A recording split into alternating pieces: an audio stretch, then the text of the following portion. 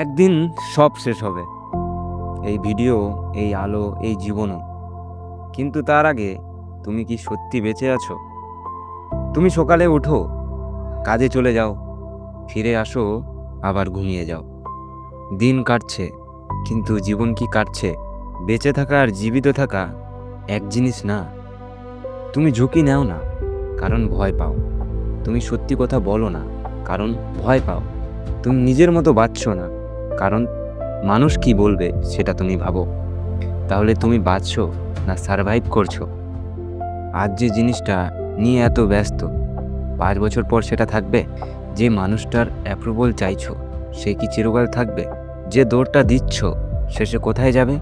শেষে একটা ঘর, 4জন মানুষ, কিছু স্মৃতি। তখন কেউ জিজ্ঞেস করবে না তুমি কত টাকা কামিয়েছিলে।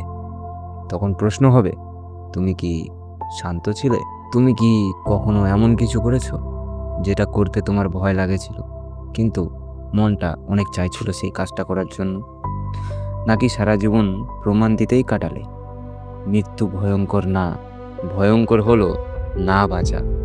ভয়ঙ্কর হলো অন্যের জীবনের স্ক্রিপ্ট ফলো করা। একদিন সব শেষ হবে, এটা সত্যি। কিন্তু তার আগে একবার আত্যন্ত নিজের মতো বাঁচো। ভিডিওটি ভালো লাগলে লাইক, কমেন্ট অবশ্যই ফলো করে দিও।